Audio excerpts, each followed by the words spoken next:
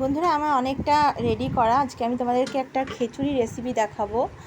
তো দেখো, এটা বড় একটা গামলার মধ্যে আমি জল দিয়ে, আর এটা একটা খিচুড়ি এমনই সবাই মটর ডাল দিয়ে, মুগ ডাল দিয়ে খিচুড়ি করে, কিন্তু এটা একটা অন্য টাইপের মুসুরির ডাল আর সামান্য মুগ ডাল দিয়ে খিচুড়ি তৈরি হচ্ছে। এই দেখো, এই মুসুরির ডালটা সবাই তৈরি করে না। তো এটা আমি ভেজে নিয়েছি, সব কটা ভেজে নিয়ে চাল আর ডাল আমি একসঙ্গে ওর মধ্যে করে দিয়ে দিয়েছি। ওটা ফুটতে একটা কড়াইতে আমি পাঁচফোড়ন আর শুকনো লঙ্কা ফোড়ন দিয়ে, আদা জিরে বাটা সব কিছু বাটা দিয়ে, লবণ হলুদ চিনি দিয়ে এটা কষিয়েছি। এটার মশলাটা রেডি করেছি। তো এবার দেখো, আমি ওই খিচুড়িটা অনেকটা ফুটে গেছে, তো আমি হলুদ জলের মধ্যে গুলে দিয়ে দিয়েছি, সামান্য চিনি দিয়ে দিলাম, আর সেই মশলাটা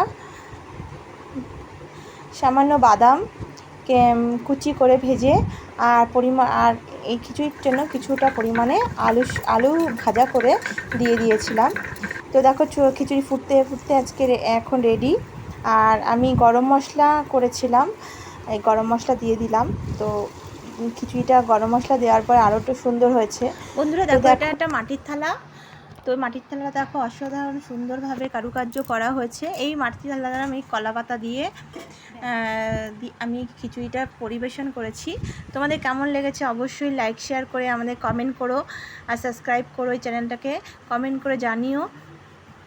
দেখো, খিচুড়িটা রেডি আমার। আর তার সঙ্গে ছিল কিছুটা ভাজা, সাদা বেগুন ভাজা আর কাঁকরোল ভাজা।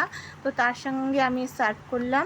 দেখো কেমন লাগছে, তোমরা অবশ্যই বলো। আর এই থালাটা কেমন লেগেছে এটাও বলো।